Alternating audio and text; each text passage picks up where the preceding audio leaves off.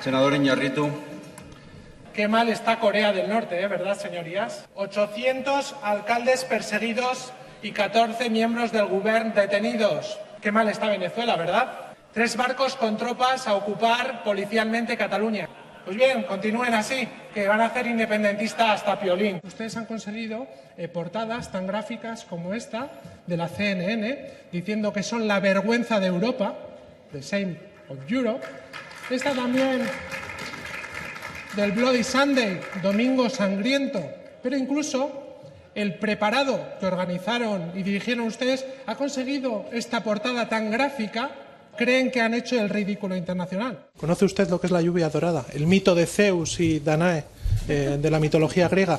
Pues en el pueblo de Calella, varios agentes orinaron sobre la gente que estaba protestando por la actuación y la brutalidad policial.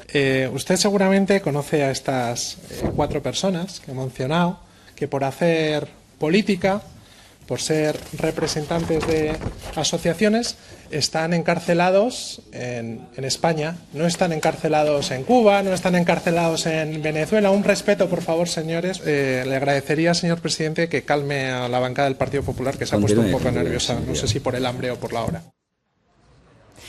Doncs bé, Jon Iñárritu, aquesta nit el Preguntes Freqüents. Senyor Iñárritu, bona nit. Què tal? Bona nit. Endavant.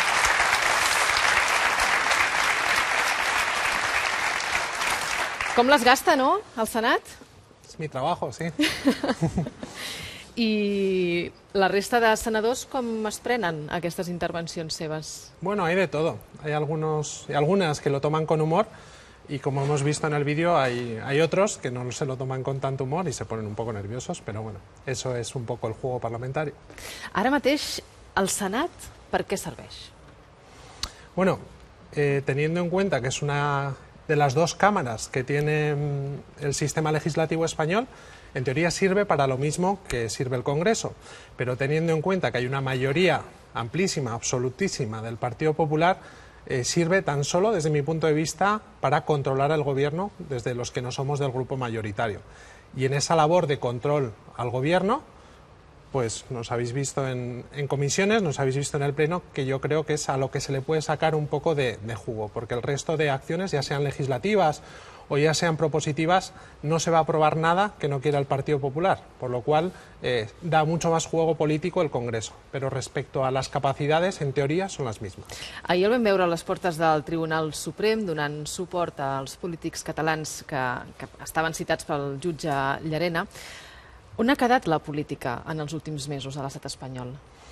Yo creo que está habiendo un apagón democrático, ¿no? Estamos viendo cómo, preocupantemente, algo que en el País Vasco ya habíamos conocido, es cierto, en otro contexto completamente diferente, allí sí, lamentablemente, hemos conocido violencias de diferente tipo, de naturaleza política, pero estamos viendo cómo en Cataluña, que se puede decir que ha sido un modelo de lo que es un proceso democrático, pacífico, cívico, la represión del Estado está siendo tal que si vemos estos autos tan curiosos, tan fabulosos y de ciencia ficción que hace el juez Llarena, se está utilizando la misma terminología y se está acusando a representantes legítimos de este pueblo, de Cataluña, de delitos muy graves, un delito que está penado con una pena mayor que el asesinato, cuando en Cataluña cualquiera que haya seguido lo que ha acontecido en estos últimos años, hemos visto que no ha habido ni ápice de violencia, no ha habido ni una papelera rota, cuando hemos visto que en otros tantos ejemplos en el mundo, en que ha habido conflictos políticos, conflictos territoriales, lamentablemente sí se ha conocido esa violencia. Y si hay algo que es ejemplar en esta sociedad, ha sido esa capacidad de llevar adelante una defensa de un proyecto por vías pacíficas, cívicas y legítimas, por lo que es intolerable e incomprensible. Yo creo que hace falta denunciarlo una vez más, lo que ha ocurrido en estos últimos días y ayer mismo con el encarcelamiento de 5 personas, 5 representantes de la sociedad catalana que deberían estar hoy en sus casas. Ara que citava la interlocutòria del jutge Llarena a l'última, la que va publicar aquesta setmana, compara les protestes de l'independentisme, estic llegint textualment, amb una suposada presa d'hostatges mitjançant trets a l'aire. Vaja, com Tejero. Sí, así es. Pero es tan ridículo que si, ya digo, si ayer no hubieran entrado en prisión 5 personas y otra persona se vio obligada a ir al exilio, yo creo que estaríamos hoy haciendo risas y riéndonos de este auto completamente ridículo, y que yo espero y tengo la esperanza que algún día algún tribunal, quizás internacional, pues tenga en cuenta estos hechos, ya que este juez ha dejado más que claro que está prevaricando, porque nadie que sea mínimamente neutral, independientemente del posicionamiento político que podamos tener cada uno cada una, está prevaricando y está haciendo ciencia ficción y contando un relato, una fake news de algo que no ha ocurrido en Catalunya. I aleshores la resta de partits polítics per què no reaccionen, per què no ho denuncien, això?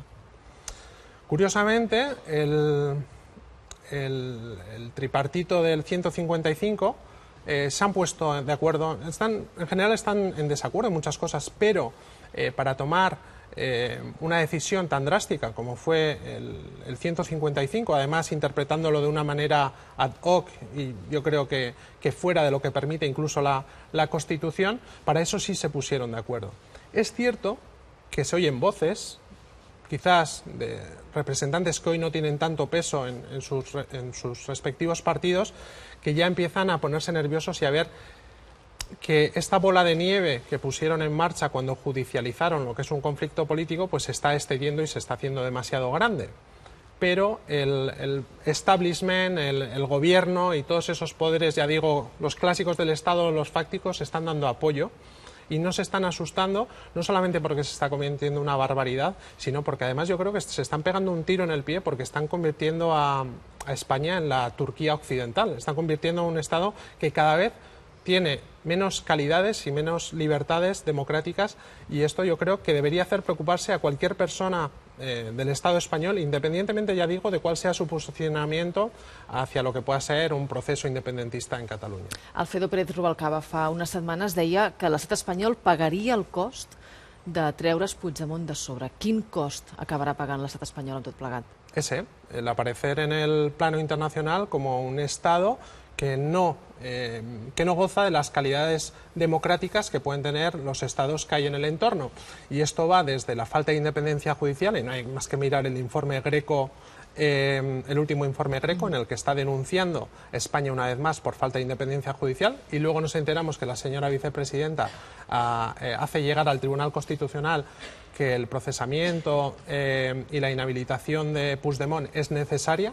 Esta es la independencia judicial que hay en España.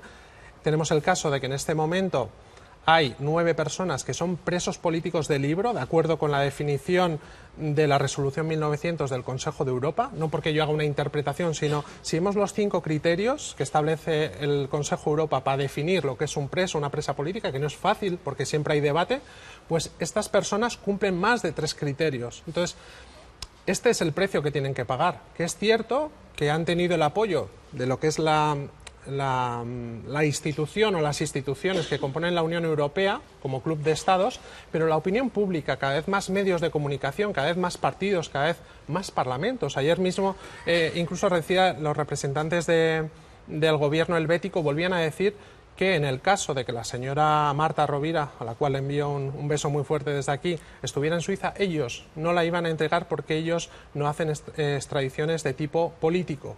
Un nuevo Estado democrático del marco europeo, no de la Unión Europea, pero sí miembro del Consejo de Europa, vuelve a decir que no va a entregar a una persona por motivos políticos. Es tan evidente que las calidades democráticas y las libertades en el Estado están en riesgo, ya lo anunciaba la revista The Economist en su reportaje sobre baremos de estados, que España estaba en riesgo de ser una democracia perfecta, y debido precisamente al asunto de Cataluña. Ayer mismo el Consejo de Derechos Humanos de Naciones Unidas recordaba que se debían respetar los derechos políticos del señor Jordi Sánchez, y ese mismo día, con arrogancia, pues un magistrado del Estado, y con este auto ya digo de ciencia ficción, enviaba 5 representantes catalanes a prisión. Yo creo que no debería verse esa imagen en un Estado, ya digo, democrático, pero lo hemos vuelto a ver.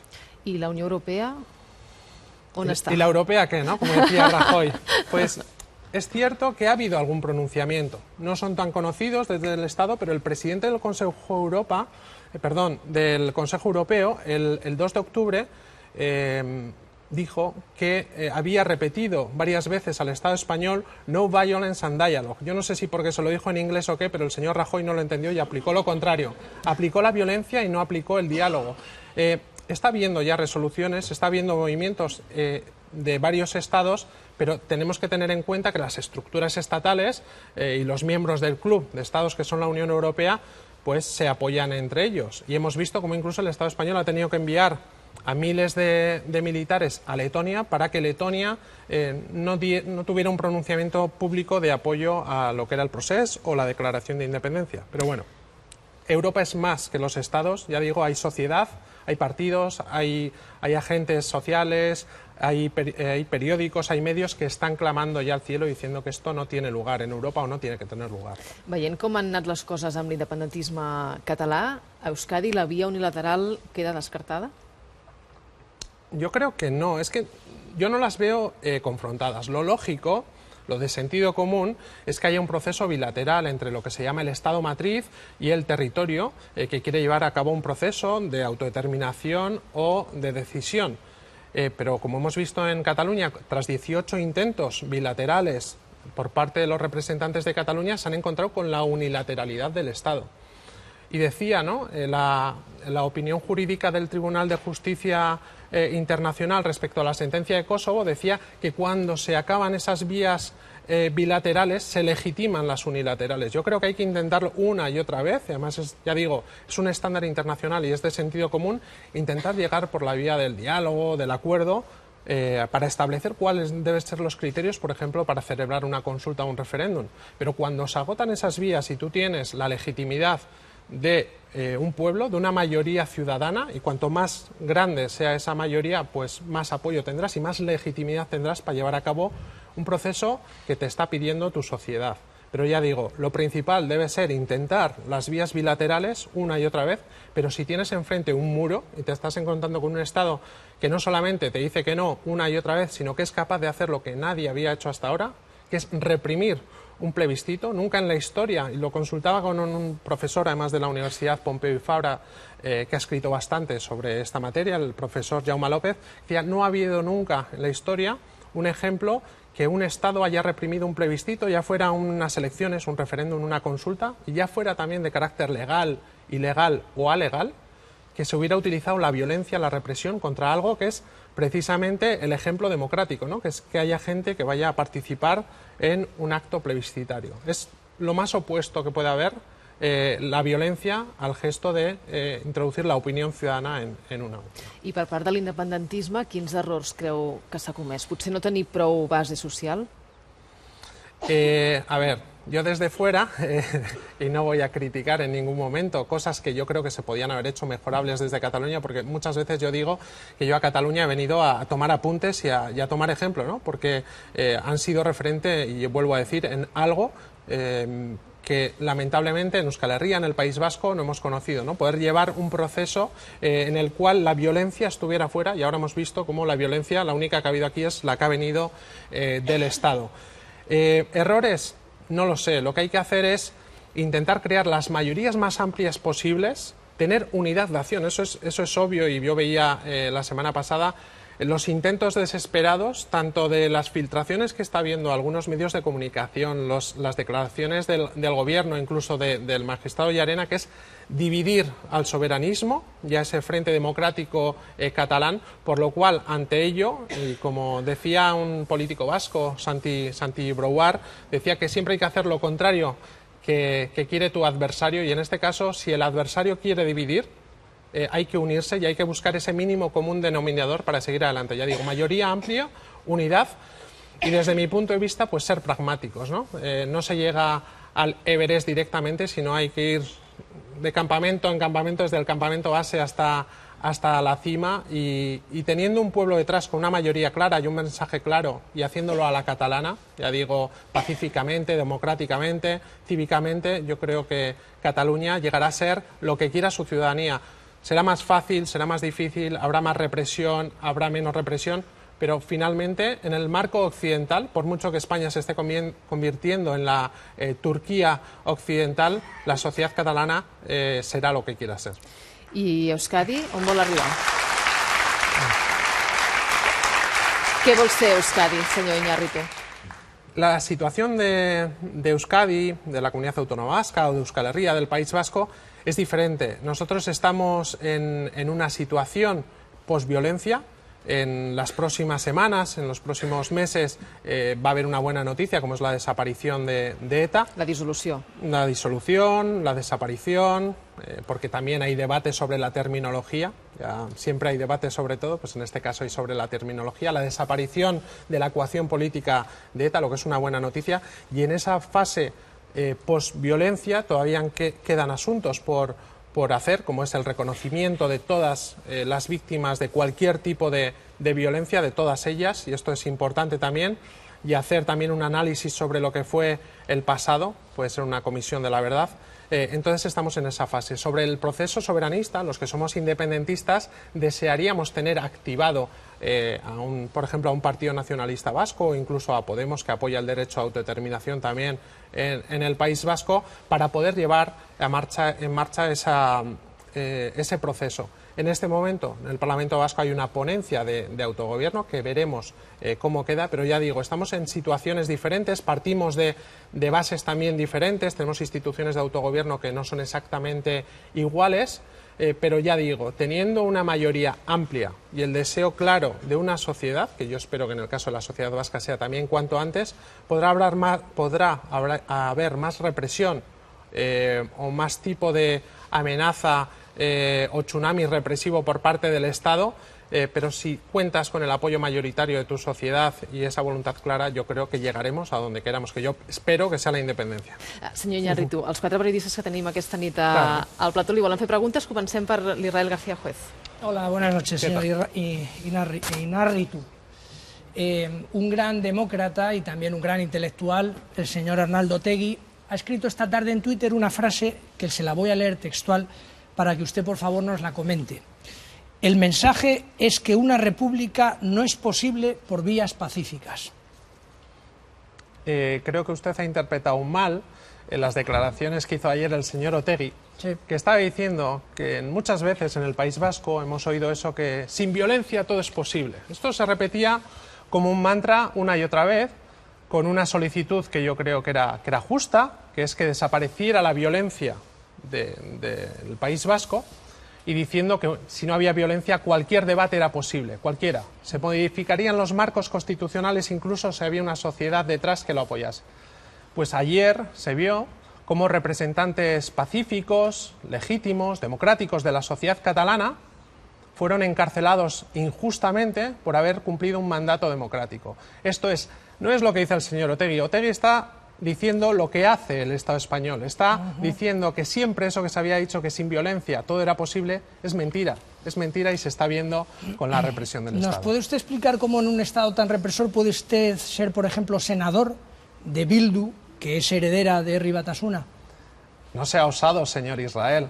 Antes de venir hay que hacer los deberes. Sí. Si usted sabe, que no lo sabe por lo que veo, Claro. Euskal Herria Bildu, Cuéntemelo usted. Euskal Herria Sí. Bildu, Igual que lo de Euskal Herria- esa cita que he hecho de Arnaldo Otegi, que usted Euskal- la está desmintiendo cuando es pública y lo pueden comprobar todos los que están aquí y todos los que nos están viendo. Le animo... Pues ahora te la paso. Le animo a ver las declaraciones que hizo en rueda de prensa el señor Arnaldo Otegi, porque creo que incluso usted las podrá entender. Sí. Respecto a Euskal Herria Bildu, como es obvio y cualquier periodista que esté mínimamente informado lo sabe, se compone de 4 formaciones inicialmente. Una es Sortu, que es cierto, es la heredera histórica de lo que fue la izquierda abertzale clásica, Batasuna, Herri Batasuna. Lo compone también Eusko Alkartasuna, aquel partido fundado por el lehendakari Garaikoetxea. Se compone también por Alternativa, que es un partido que procede, digamos, de una escisión de Ezker Batua a Izquierda Unida, y se compone también de Aralar, que es el partido de donde yo procedo. Somos 4 formaciones de orígenes... ¿Dónde está el desmentido? Si usted vuelvo a mismo decir- nos lo está diciendo. Le vuelvo a decir que Sí. hay 4 formaciones Sí. que crean Euskal Herria Bildu, que no es heredera de lo que usted dice. Una de sino ellas es- sí, lo está usted diciendo ahora mismo. No, es heredera de 4 Ya. culturas políticas de las Bueno. cuales estamos muy orgullosos, con nuestras diferencias. Estamos muy orgullosos de haber hecho un acuerdo en base a la paz, a los derechos humanos, a reclamaciones de izquierda y a defender la soberanía del País Vasco. Bueno, pues búsquese usted otros socios, ¿eh? No creo que sean para estar muy orgulloso, pero bueno, eso ya es cuestión suya. Laia. Ara aquí ens hem trobat, no, els últims mesos, malauradament, que hi ha presos polítics catalans i que tenen famílies que els han d'anar a veure fins a Madrid de manera reiterada, no? Malauradament, vostès tenen al País Basc una llarga trajectòria, no, de dispersió. En la situació actual d'absència de violència política a Euskal Herria, quina perspectiva hi ha pels presos? No, perquè encara estan dispersos, no? Quina situació hi ha? Como bien menciona, hemos visto que la política penitenciaria ha sido utilizada desde la excepción y la venganza, no tanto en contra de las personas que están presas, que una persona que está presa, depende de las condiciones que pueda tener dentro de prisión, que también son diferentes, le suele dar igual dónde estar. Pero a quien no le da tanto igual es a sus familiares, que todas las semanas tienen que recorrer cientos de kilómetros, incluso miles de kilómetros, para ver a sus familiares. En algunos casos incluso se les prohíbe la entrada buscando algún motivo arbitrario. Y vemos cómo toda esa excepcionalidad y venganza, en el caso de los presos vascos, también en este caso se está aplicando con los presos catalanes. Esta es la lógica de llevar esa excepcionalidad, esa venganza, ese ánimo vengativo a ese estado en el que es tener unas personas presas, que ya hemos visto aquí, y no tengo tiempo, pero incluso el traslado a prisión, como ha sido, esposados, desnudando a algunos, llevándolos sin cinturón de seguridad, haciendo conducción peligrosa, simplemente con ese ánimo de intentar humillar y de intentar vengarse de lo que son, en este caso, en el caso catalán, representantes políticos legítimos, y en otros casos, pues personas que han sido detenidas por alguna razón, porque esto no lo he dicho, pero es que estamos llegando no solamente a tener representantes, en este caso catalanes, políticos presos, es que está viendo tuiteros, está viendo raperos, está viendo los jóvenes de Altsasu, está viendo cualquier persona que por algún motivo ideológico haya cumplido o haya cometido un delito o no, se le está aplicando toda la excepcionalidad también en el plano penitenciario. Yo creo que esto no responde a un Estado que tenga unos criterios democráticos consolidados. Yo esto no me lo imagino, por ejemplo, pues hablábamos antes de Suiza, Finlàndia o Bèlgica. No me lo imagino. Jordi. Vostès, el tema de la por en aquest post-1 d'octubre que abans la consellera Ponsatí situava com una de les coses que ha marcat aquests fets posteriors a l'1 d'octubre, ella deia hi ha hagut fracassos, hi ha hagut estratègies potser poc encertades. Comparteix aquesta autocrítica, que jo crec que potser és l'autocrítica més contundent que hem sentit fins ara dels consellers del govern de Puigdemont, que potser després de l'1 d'octubre aquí hi ha hagut por i que potser això, la por, és el que està dificultant que al Parlament de Catalunya s'aconsegueixi una investidura? Si he entendido bien la pregunta, que creo que sí, el objetivo del establishment era precisamente crear ese clima de terror, de pánico, de shock en la sociedad para cambiar el paradigma.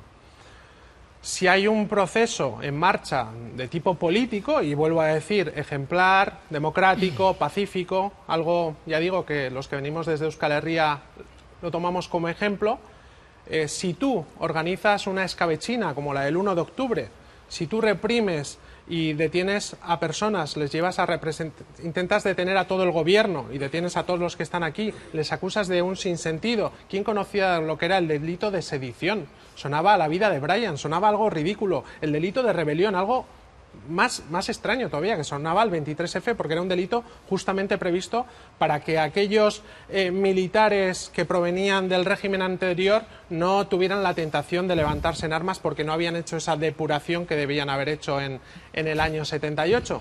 Y vemos cómo son acusados estas personas, y yo ya digo, creo que es para cambiar el paradigma, para no estar hablando, y lo mencionaba antes Laia, creo, para no estar hablando tanto de lo que es el proceso soberanista, sino para estar hablando de esa terrible represión, ese tsunami represivo que ha habido desde el 1 de octubre en Cataluña. Que la sociedad esté hablando de sacar a estas personas de prisión, devolvernos las instituciones y acabar con el mensaje independentista, que esto lo había teorizado el señor Cebrián, un gran creador de opinión, el pasado año en una entrevista en el diario El Mundo.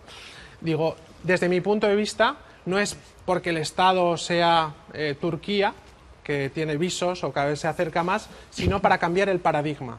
No hablemos de proceso soberanista, aunque el problema político siga estando sobre la mesa y resuelto, y España haya tenido esa incapacidad que han tenido otros estados occidentales de hacer frente a un conflicto político en una mesa de tú a tú, como hizo el Reino Unido, Canadá. El próximo mes, en abril, va a haber un referéndum en las Islas Feroe, en Dinamarca, cuando el marco constitucional danés no tenía previsto este sistema, pero hemos visto cómo se amoldan esos marcos sin ningún problema. En caso del Estado español no, se ha preferido el ridículo internacional, la represión y ahora este tsunami represivo para cambiar el paradigma y que la sociedad catalana esté en shock, desde mi punto de vista, y no pueda reaccionar políticamente. Por lo cual, yo no soy quien para dar consejos, pero sí tendría ese frente antirrepresivo activo, y cuanto más amplio sea mejor, independientemente de ideológicamente que piense cada cual, pero a la vez el problema político está irresuelto, está ahí encima de la mesa y hay que resolverlo,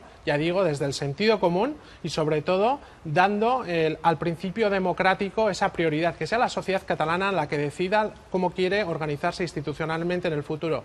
Y la Constitución, que algunos toman como un libro sagrado inmodificable, pues si hay una mayoría clara, que se amolde y se busquen las vías para dar una salida democrática a esa sociedad, que en este caso pueda ser la catalana. Bien. Lo primero, expresarle mi reconocimiento, porque creo que usted es un político con un gran nivel comunicativo. Me sorprende gratamente, no le conocía, creo que en España no se le conoce. También puedo intuir por qué, quizá por la claridad de sus ideas y lo bien expresadas que están. Y es una pena que no se le conozca más. Dos preguntas. ¿Por qué cree usted que para España es sacrosanta la unidad y no permiten hacer consultas? ¿Cuál es su por qué? ¿Por qué? Y en segundo lugar, usted ha comentado antes que el auto de Llarena parecía más una cuestión de fake news y al mismo tiempo hablaba de que ahora en Euskadi está en breve la creación de una comisión de la verdad. Me interesaría que nos contara un poco brevemente cuántas trolas nos han contado, cuántas trolas nos hemos tragado respecto a la realidad del País Vasco a lo largo de toda esta supuesta democracia en la que hemos vivido. Li he de demanar un esforç de síntesi, senyor Iñárritu, a las respuestas. Seré breve. Lamentablemente lo de las consultas y el referéndum no está en el ADN de este Estado. No solamente son las consultas de tipo soberanista, incluso las consultas en los municipios. He recibido una lista del Gobierno, que en una pregunta parlamentaria, en que la mayoría de ellas han sido rechazadas, las solicitudes, porque tiene que ser el Consejo de Ministros quien las apruebe. Se aprueban el de si se puede alargar un día las fiestas en Sevilla, pero en cambio sobre debates de residuos, sobre debates de unión de municipios, se prohíben las consultas. Ya digo, lamentablemente a día de hoy no está en el ADN democrático. Sobre lo que ha ocurrido en el País Vasco, yo creo que es exactamente lo que ha ocurrido en Cataluña, con una diferencia, que en Euskal Herria teníamos problemas de violencia. Y esa situación de violencia en muchos casos, e incluso en algunas personas que sabían que lo que se estaba diciendo no era cierto, que no era verdad, que la versión oficial no era cierto, pues como había esos dramas y esas conculcaciones de derechos humanos, pues se pasaba la vista a otro lado. Y luego hubo otra cosa que no tengo tiempo para explicar, pero ustedes en Google lo sabrán buscar, que es el Plan CEN, Zona Especial Norte, que fue un plan desarrollado por el Gobierno en los años 80, que en ese plan de cómo se debía tratar la insurgencia vasca, todo, ya fuera violento, ya fuera democrático, todo, se teorizaba que se debían crear bulos, se debían crear fake news, esa palabra tan de moda hoy en día, para intentar atacar al soberanismo vasco. Esto está, digo, es público y es notorio. Y en esa comisión de la verdad... Disculpe, ¿quién hizo ese informe o quién hizo ese plan? Pues teniendo en cuenta el año, yo creo que fue el Partido Socialista. Gracias. Pero en este caso, digo, hay propuestas como la del Foro Social, que decía que hay hechos violentos, ya sean torturas, ya sean asesinatos de diferentes victimarios que están sin esclarecer, y al igual que ha habido en otros procesos del mundo, ya sea en Irlanda del Norte, ya sea en Sudáfrica, ya sea en Colombia, comisiones de la verdad, porque hay muchas víctimas que piden saber, con esos tres principios de verdad, reparación y justicia para todas las víctimas, pues yo espero que en los próximos meses, en los próximos años, se pueda llevar a cabo también en el País Vasco, ya digo, que sea una manera justa de reconocer todo lo que pasó y para esclarecer todas las conculcaciones de derechos humanos que han ocurrido, pero también todas esas noticias falsas o todos esos hechos que en el pasado nos contaron y que no fueron así. Senyor Iñárritu, davant l'actuació del govern espanyol i de la justícia espanyola, amb els pressupostos de l'Estat pendents d'aprovar, què creu que ha de fer el PNB? Yo creo que el PNV no debería apoyar los presupuestos con 155 o sin él, que no los debería aprobar en ningún caso, porque son unos presupuestos antisociales, insolidarios, e independientemente de la situación de Cataluña, no debería de aprobarlos. Yo, que soy crítico con la posición del señor Urkullu, pero es cierto que las bases del Partido Nacionalista Vasco no aceptarían un apoyo a esos presupuestos con el 155 en marcha, y por eso yo creo que el Partido Nacionalista Vasco está siendo claro que de momento no dará apoyo, pero ya digo que yo espero que no los apoye incluso cuando se haya superado este golpe institucional que està sufriendo Catalunya en este momento. El va sorprendre el paper negociador o mediador d'Urkullu? A ver, yo desconozco cuál fue su función exacta, y si hizo esa función, pues yo creo que hay que reconocérselo, ¿no? Es justo. Ahora bien, sí me sorprendió que lo hiciera público cuando un mediador, y esto está teorizado, digo, esto se estudia en las universidades del mundo, cuáles son los buenos oficios, cuáles son las labores de mediación, cómo se actúa, y esto de filtrarlo al día siguiente yo creo que no es lo que se debe hacer. Y luego también me han sorprendido algunas declaraciones refiriéndose al presidente Puigdemont y algunas actuaciones diciendo que tenían que haber hecho lo que él decía, más o menos culpabilizando a las víctimas de lo que ocurre, que eso me extraña. Y yo lo que sí hubiera esperado, y espero que lo haga, si hoy este programa yo le animo a hacerlo, es que visite en el exilio a todas esas personas que están en el exilio, ya sea el presidente Puigdemont, los consellers, o ya sea Ana o ya sea Marta. Yo creo que sería un papel del Lehendakari. Recordemos que el Lehendakari Aguirre vino a Cataluña a acompañar al president Companys al exilio, y él tenía una frase: gu beti Cataluñarekin, nosaltres sempre amb Catalunya. Y yo creo que 80 años después, ante esta situación, el Lehendakari Urkullu debería estar a ese nivel y hacer lo mismo. Doncs miri, vostè el convida a venir a Catalunya a conèixer aquesta situació, i jo el convido al senyor Urkullu a venir a aquest programa, o si no ja hi anirem nosaltres. Si el veu per allà i té l'ocasió de dir-li, doncs ens farà un favor. No le suelo ver mucho, pero si tengo ocasión se lo digo. Senyor Iñárritu, moltes gràcies per venir aquesta nit al Preguntes Freqüents. Fins la propera.